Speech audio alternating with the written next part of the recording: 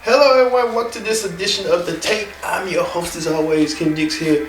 Glad you're here on The Take on this Thursday, November 12th, 2020. What a week has it been since we found out the new president-elect and the vice president-elect and what's going on with President Trump. But first things first, join in the conversation using the hashtag Take here on Connect. And don't forget to subscribe. Subscribe is caring. As The Take is the hub, the hub of pop culture and entertainment weeks of the week. What a start we can get to. Let's jump start right now to the big story. The big story is we have a brand new president and a brand new vice president in names of Joe Biden and Kamala Harris. Yes, they did it. They did it. You know, like they say, we were a week after the election and close to the election, and then days after we finally found the winner.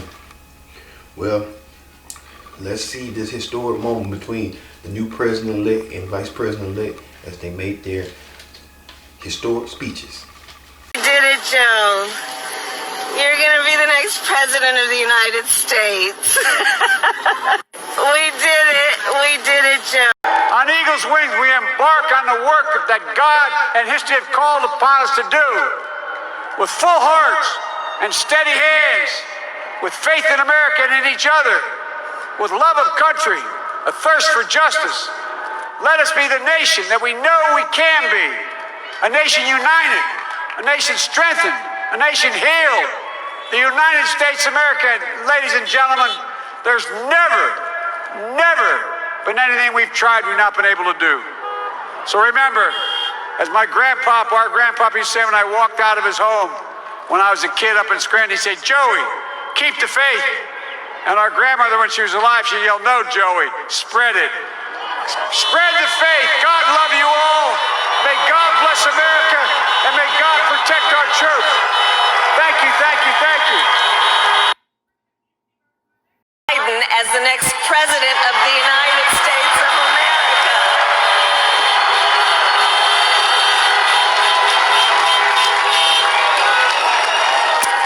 And Joe is a healer, a uniter, a tested and steady hand, a person whose own experience of loss gives him a sense of purpose that will help us as a nation reclaim our own sense of purpose. And a man with a big heart who loves with abandon. It's his love for Jill, who will be an incredible First Lady.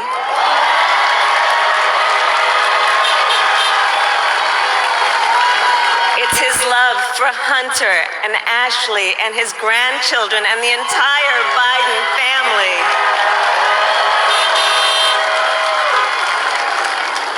And while I first knew Joe as vice president, I really got to know him as the father who loved Bo, my dear friend who we remember here today.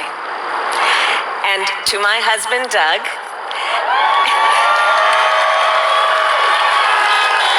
and our children, Cole and Ella, and my sister, Maya, and our whole family, I love you all more than I can ever express. Saw right there, Kamala Harris, new vice president-elect, and Joe Biden, new president-elect, agrees everyone and wants to be a united country, non-divided country. I think with that saying where Obama was hope, Trump was hurt, and Biden wants to heal. So it gives you a great sense of pride and honor that we have a democracy in this nation. Well, other than that, President Trump, on the other hand, wants to detest that and dispute it and wants to go to courts and gets a recount and file lawsuits this week. And here's what the president's been up to after he lost. Denial. George, the president is angry and defiant, banging out all caps tweets, claiming that he won the election, making false claims of massive voter fraud.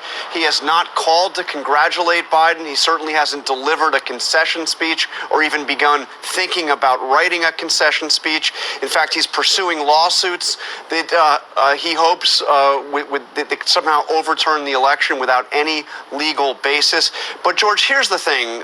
Virtually everybody in the president's inner circle, his true closest advisors, including his family members, are fully aware that this is over. There have been conversations that I am told include the First Lady about how to convince him to make something of a graceful exit, how to go to him and talk to him about the movement he has built, about his role in the Republican Party, about the way he can be a kingmaker in 2022, 2024, maybe even run again, and how if he doesn't leave in the right way, he could jeopardize all of that. But George, if the president and everybody fully expects him to eventually make this concession speech, it won't be a concession speech like any we have seen. He won't concede that he lost. What I would expect him to do is to effectively concede that the election was stolen from him and have a long list of grievances about the way they tried to deprive him of his presidency. Which, of course, is not a concession at all. Meantime, there's actually real practical impact on the transition. Until the General Services Administration acknowledges the victory of Joe Biden, there's no funding for the transition. And that is being held up as of right now. I have to tell you, though, I'm told to expect that in the coming days that the president will commit to a peaceful transfer of power, even as he is making these claims that the presidency has been stolen from him. So those around him expect that those funds will be freed up before long. And any sense of what else we can expect in this lame duck session between now and January 20th? Of course, you've got the big COVID relief package potentially on the table. It couldn't get negotiated before the election. The president has all the powers of the presidency until January 20th. You have 73 days, George, and I am told to expect that we are likely to see firings. He's mused about firing Mark Esper, the defense secretary, Christopher Wray, the FBI director. Of course, he maybe not, about what he would do with Anthony Fauci and the coronavirus task force. So lots of questions there. I would expect you would also see a series of pardons, but you do have that big thing hanging over the presidency, hanging over the country, and that is the pandemic. Entirely unclear of the path ahead for the president on that. Right there, President Trump hasn't been out. He's been tweeting a lot. He's been claiming voter fraud, which that's crazy. And then he's been on the firing spree with this. Yes, President Trump is on his way firing the defense secretary out his job. I suppose he wanted to do so, but they thought it wouldn't be too good. He doing during the election, but he's the loser now, so you know how they go. He wants to get rid of him as quickly as he can, and they're saying this ain't gonna stop. And a lot of people say he don't want to give up power, so some more to come with the president on what he's going to do and how he's going to do it in the coming weeks before he's out of office by January 20th. Ugh. Well, the state of Georgia will start a recount, but take a look with this. You saw right there the president trying to get the recount started, get everything started and stuff. And how does this affect the recount, as Pennsylvania was the one that gave Biden the landslide to victory? So Biden pulls it off with Harris. Harris making history as well. We'll talk about more to come on Political Rundown on that later. All right. In celebrity news, the world is mourning the loss of Jeopardy star Alex Trebek, who lost his life against pancreatic cancer. Let's take a look at the life and career and the legacy of Alex Trebek.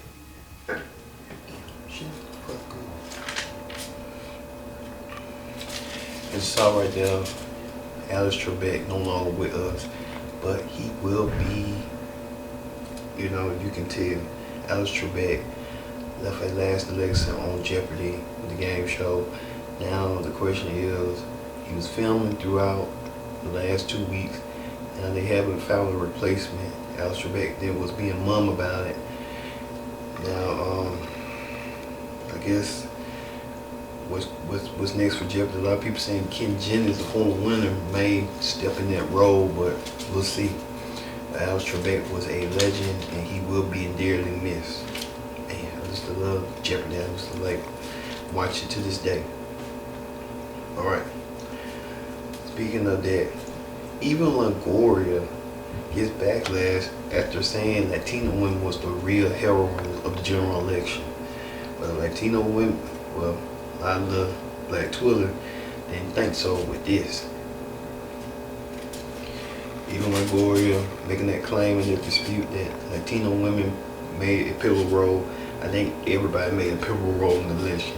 Black, white, man, woman, young adult, 18-year-old, they all made a difference in this election and made it crucial to the point that ousted President Trump, that he's fired by January 20th, 2021.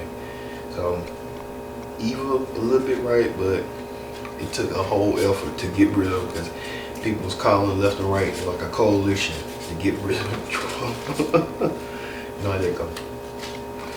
Alright, on talk shows this week, no one should be happier and prouder that Trump's out of office than Cindy McCain. Well, her late husband, John McCain, had took issue with President Trump throughout their career. When Trump said that McCain was no war hero, he would like that he got captured. And even to McCain's grave, McCain was a critical part of Trump wanted to dismantle Obamacare, and McCain blocked it. He was blocking it. He didn't want to dismantle it because of the Trump and him hatred towards each other. When McCain passed away, Cindy McCain appeared on The View and talked about how glad she was that President Trump will be no longer in office come this January. Feel about people crediting your endorsement with why Biden did so well in your home state?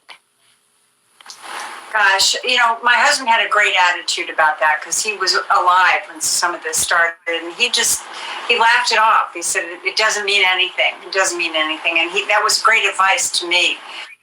What I think happened was not just what my husband's influence, but the fact that this administration has done so poorly on so many different things.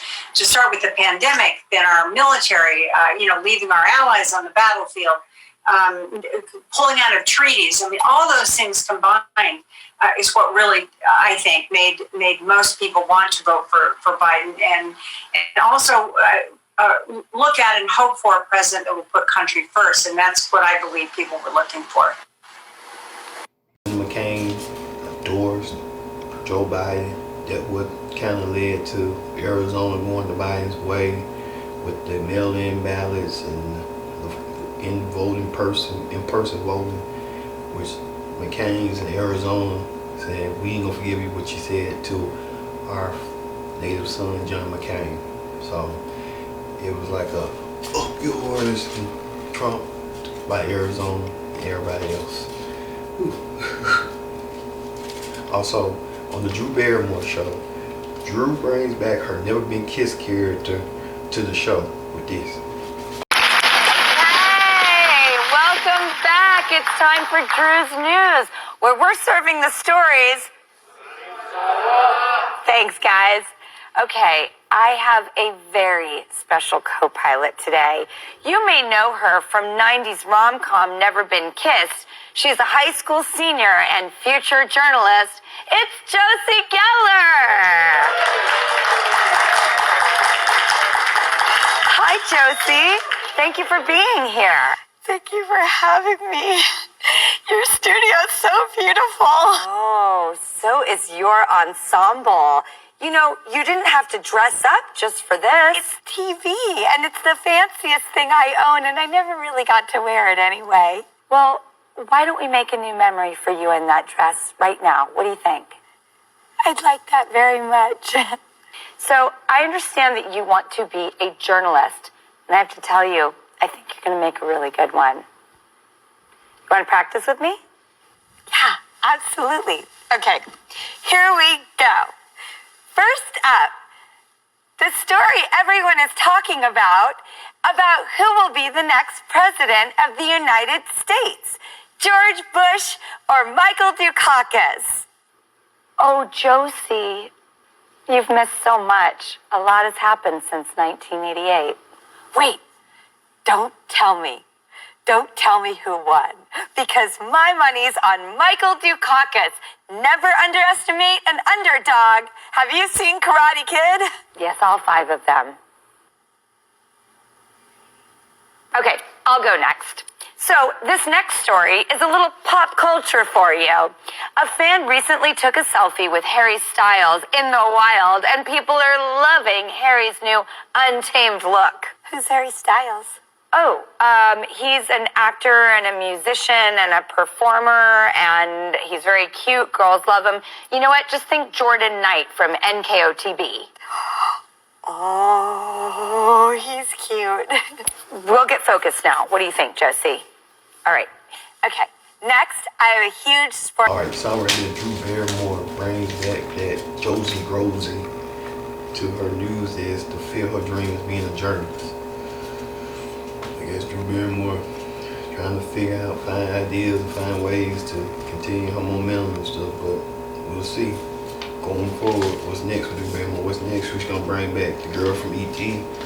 Oh, better yet, what about the girl from Charlie's Angels? Oh, she did bring them back. Well, either way it goes, you know how it's gonna be going forward. Also, speaking on Drew Barrymore, she welcomed This Is Us star Milo Ventimiglia, and he popped up and bonded Drew over their crooked smiles. Take a look. I excited to talk to you for many reasons, but one, because you might be my twin. How so? I too have a crooked smile. Yours is much more lovely than mine. Mine is, actually when I was a kid, I had someone tell me that they could probably repair it with surgery. And I kind of looked at them and I was like, no, it's cool. It's me. It's fine. I really don't mind it. I bite my lip from time to time, but otherwise I'm okay with it. See, I wasn't aware of this until I was doing a film with Jimmy Fallon and the Farrelly brothers, and we were in Toronto working, and the Farrellys are major pranksters. So they were like, okay, Jimmy, tell her something about her that's going to surprise her in this scene. So he did. He said, you know, like how when you talk out of the side of your mouth. And I was like, uh-huh. Well, that was the day that changed my life forever, because once you see that room with the lights on, when someone turns the lights off and says, pretend you don't know what it looks like, you can't. It Smiles Indeed by Milo Ventimiglia and Drew Barrymore. Because Milo is a high demanding actor and he just plays himself. You know how they go. In essence of that. Alright. That ends Talk Show. When we return, we'll have more tape. Don't go anywhere. The tape returns after this.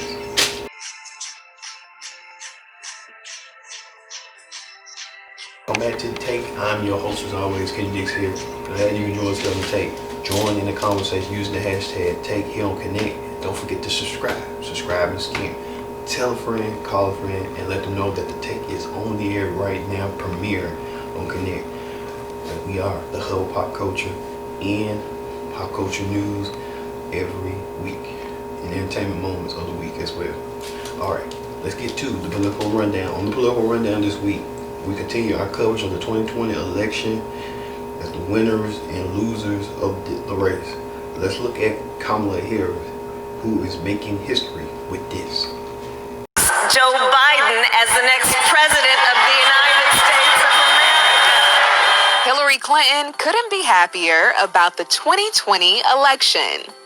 She took to Twitter to congratulate the next president, Joe Biden, and Vice President Kamala Harris, writing, quote, "The voters have spoken. It's a history-making ticket, a repudiation of Trump, and a new page for America." Clinton, who was a 2016 Democratic presidential nominee, ended her tweet with, quote, "Onward together."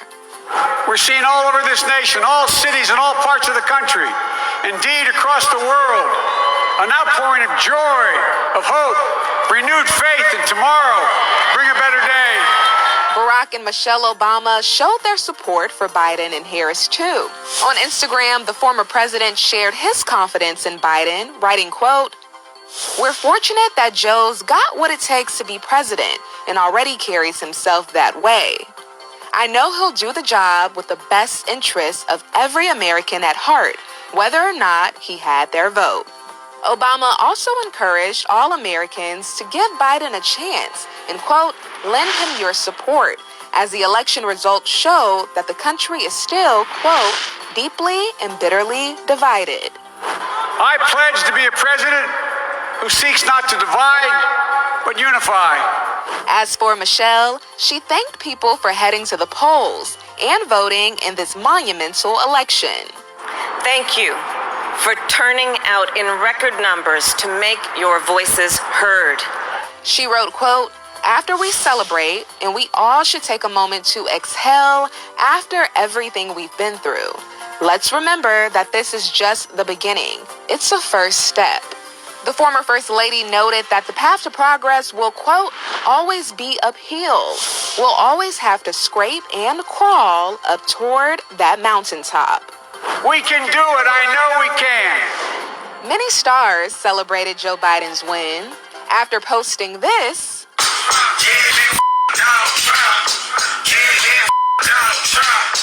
Chrissy Teigen and John Legend continue to celebrate on the streets of West Hollywood, California.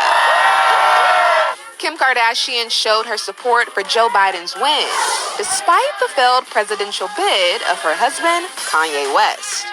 The reality star tweeted a photo of Biden and Harris together with 3 heart emojis. Ariana Grande took to social media to share her excitement. The singer posted a video on Instagram of people cheering on the streets. She also tweeted out, quote, "crying, thank God, moments after the news." Also in tears, Jennifer Lopez. I'm just crying tears of joy. And I hope that we can all come together, love each other, and appreciate each other. It's a new day. The mom of 2 praised Kamala Harris, who became the first woman and first woman of color as vice president. History is being made today for all little girls who got loud across the world. It is an amazing, amazing day. Harris making history as we see the first woman vice president, the first biracial vice president, the first Asian vice president, the first of the first. And she will make history come January 20th, 2021 as the first female vice president. Congratulations in order to Kamala Harris. Also, Kamala's boss, Joe Biden, was not wasting any time to announce his COVID team with this. David Kessler. Now, you'll remember Dr. Murthy was Surgeon General during the Obama administration, and Kessler actually served as Food and Drug Administration Commissioner under Presidents George H.W. Bush and Bill Clinton. According to the Washington Post, Murthy and Kessler have already been briefing Biden for months on the pandemic. In a statement, Biden said, "Dealing with the coronavirus pandemic is one of the most important battles our administration will face, and I'll be informed by science and by experts. The advisory board will help shape my approach to managing the surge in reported infections, ensuring vaccines are safe, effective, and distributed efficiently, equitably, and free, protecting at-risk populations." The 13-member task force also includes former Trump administration officials, including whistleblower Rick Bright and also several other prominent doctors. Task force members will work with state and local officials on policies to address the virus and racial disparities, as well as working to reopen schools and businesses. it's really important how intentional he's being when it comes to his message that he's pushing, just days after we find out Joe Biden is now president-elect. He's saying not only is science coming back to town, which is important, Romeo, for all of us, but Absolutely. also we can't just say we're going to get a handle on this pandemic without specifically saying we are going to get a handle on why this is killing Black Americans at a disproportionate rate. You are so right. And isn't it about time? Now that we feel like we're going to make some moves in the right direction as far as getting ahead of this pandemic. And I'm going to tell you why. We have to work with each other. We've been pleading for this for so long. And I'm going to tell you, look, you may agree to disagree, but at least we're all at the same table having this discussion. 100%. And it makes me excited. I mean, I just woke up feeling different today. I'm not going to lie after this weekend because I feel the same way. Just the energy in the streets and in the hallways has been so different. And it's because now we can see where we can possibly get better and get through this. Absolutely.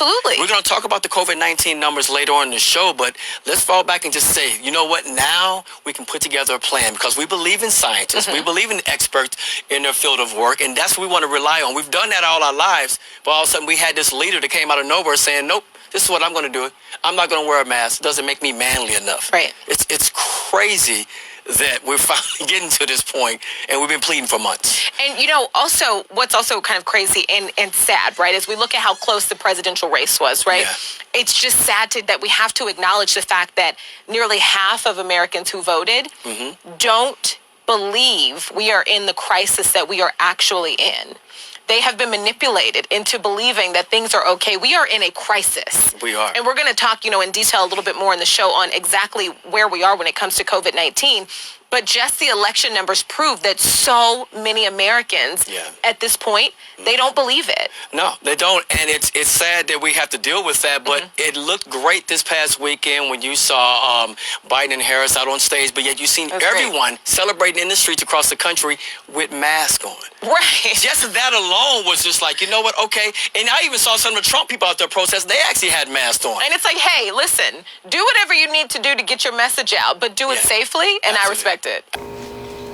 All right, Joe Biden on the ground running that he has wait for him COVID that was inherited to him, where President Trump kind of ignored the signs. Now Biden will pick up the mantle to see what he can do to combat this deadly virus. Also, in Georgia, May Plot, Stacey Abrams, activists, the allied organizations, volunteers, and of course all of you voters for your efforts over the years to create this new Georgia. I am so grateful for your contributions in making Georgia a pivotal battleground state. Vice President Biden now leads in the race for Georgia's 16 electoral college votes. Without your faith, this would not have been imaginable. And without your hard work, this would not have been possible. As we continue to make sure that every vote is counted and every voice is heard, our work is not done. In Georgia, we have 2 Senate runoff elections on January 5th. My friends Jon Ossoff and Reverend Raphael Warnock are on the ballot, and control of the United States Senate will likely come down to these 2 races. That means access to health care and access to justice are still on the line. Please go to gasenate.com and join our efforts to elect Jon Ossoff and Reverend Raphael Warnock to the United States Senate. That's gasenate.com. We have seen what's possible when we work hard and when we work together. We know we can win Georgia. Now let's get it done. Again. As she led her effort to register new voters in Georgia and led a momentum that 2 Senate seats are up for grabs in Georgia. Well, you know how they go. One of them is Jon Ossoff, and he went on The View to talk about his chances of winning the Senate seat in Georgia. Take a look. And Joe Biden is now the president-elect. Hey, y'all. Good morning. Thank you so much for having me. And look, I mean, like so many, I took a deep breath and felt relief that we are turning the page on these 4 years of constant outrage and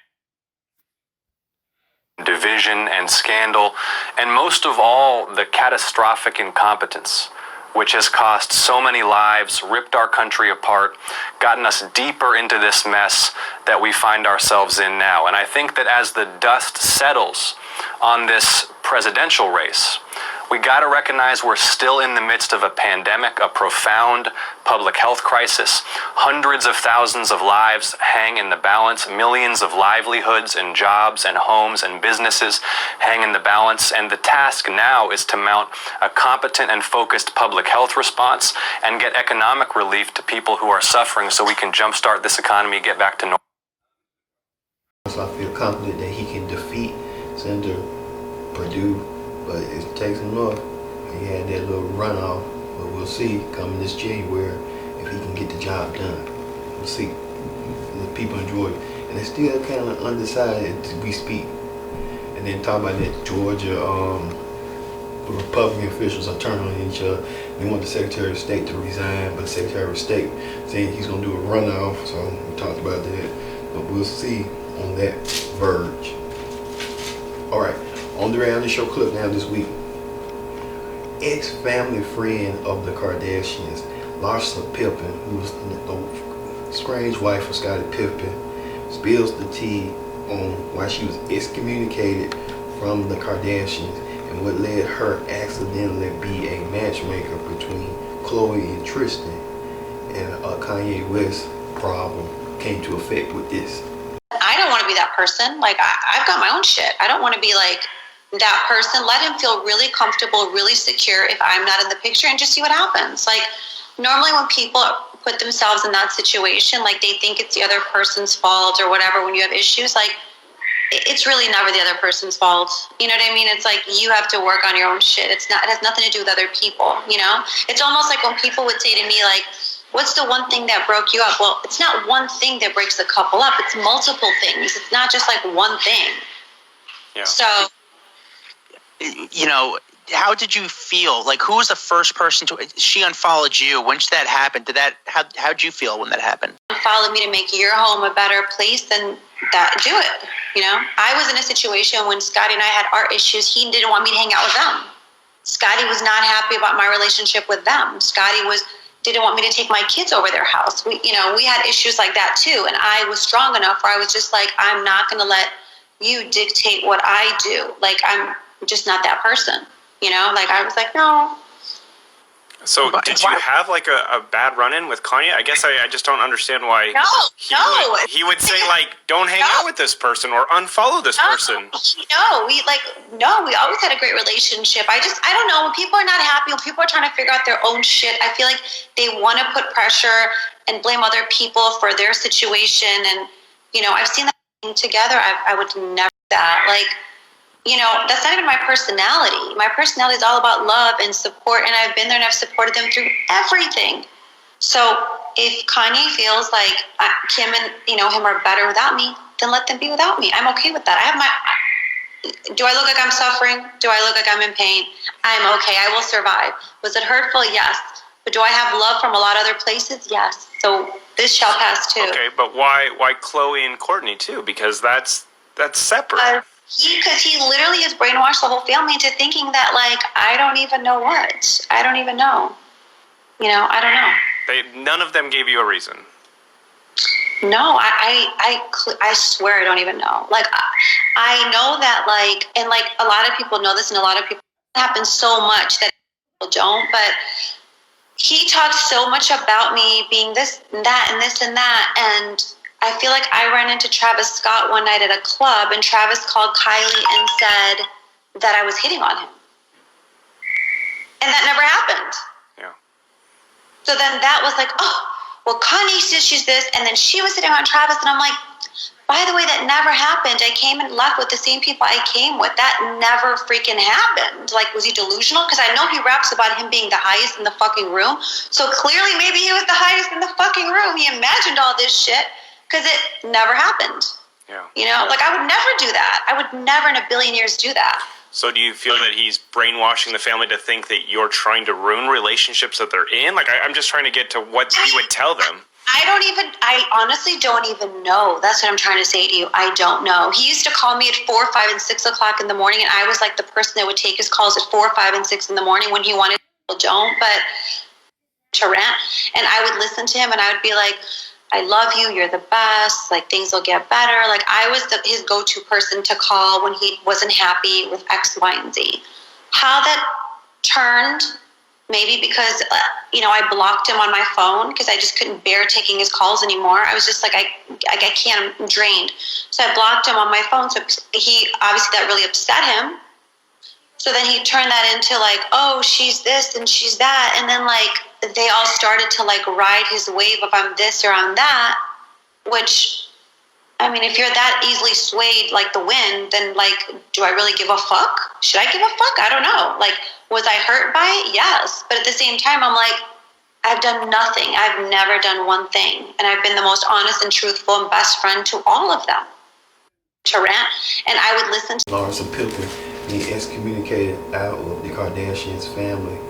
Larsa Pippen said that she was the one that was trying to see Tristan until Khloe stole her from her. Khloe, everyone's stealing the Kardashians, like to take folks, people, men, and then when someone do it back on them. Is speaking out against the family. Larsa told the people at Hollywood Raw on a podcast that she blames Kanye for she and Kim's falling out. Larsa also revealed, that she dated Tristan before Khloe. Kim Kardashian's It's karma, they get mad. It's just, that's how it is. That's the way it goes. So I don't get why the Kardashians act like that, but to each his own, they crazy. And then with Kanye West saying that Kanye persuaded Kim and the rest of the family to not talk to Larsa. Larsa said, hey, I'm fine, I'm make this money and keep on going and tell your secrets and spill the tea. You better be careful. I'm telling you, the Kardashians better be careful. Malika, the other twin, y'all better be careful with Khloe, because y'all bring man around, she gonna steal y'all man too. Alright, we just found out, breaking news, that the Real Housewives of Atlanta had to shut down production due to a medical transmission. So we'll have more upcoming stuff coming up next week on this. So it's and we might have more coming up on Connect Now. So check Connect Now with me and Brittany Shea this Saturday morning to know the updates on the Real Housewives of Atlanta on this medical emergency. Also, on the Bachelorette, that we talked about, the old Bachelor, Claire, left the show. She broke up about she wanted to be with Dale. She chose Dale everyone. And now the Bachelorette producers find Tayshia Adams. She arrived to find love of her life. And Tayshia kind of sparks up hot love, bloody romances with this. Tayshia Adams trying to get herself together and stuff and trying to see how she affects, but we'll see. Just the Bachelorette. Speaking of that, on Dancing with the Stars, Tyra Banks changes clothes, changes twigs. Take a look. You saw that Tyra Banks changes up her outfit, and she forgot Halloween was last week, or 2 weeks ago. You want to change up now, but you know that's Tyra Banks for you being Tyra Banks. All right. On news is this week, gun waving St. Louis couple sues the news stop. We talked about it on Viral, where the St. Louis couple were threatened and they had put out their gun. Well, they sued the photographer over defamation, saying it was defamation of character. But like I said, it is. But how do you know when you got a gun waving at black people ready to shoot and black protesters? So who's winning in that war? Also, the mother of Ruby Bridges, Lucille, has died at 86. She was the one that rolled her daughter into school. She will be missed. Ruby Bridges became an activist, became the first kid to go to school in a white school to learn. And a lot of people back in those days felt like it was wrong. They wanted to segregate it. And now you can tell it's interracial stuff. So a lot of stuff going on in that nature, in that neighborhood. And finally, the viral video of the week. Alright, the viral video of the week is, you can see this photo right here. Jenna Bush Hager shares a sweet photo when she and Sasha Obama and Melania Obama were in the White House. Now during that time, Barack Obama won his historic win over John McCain. He was becoming the first black president to do so. And you tell Jim Bush, her father George W. Bush showed the pictures, and you see right there, there's a touching picture, like they was at awe. So imagine then, now, with Kamala Harris and Joe Biden coming into office. So it's a nice fitting moment. So, like I said, thank you all for watching this edition of The Tape. I've been your host, Ken Dick, saying so long, and we'll see you next time for another edition of The Tape. See you later.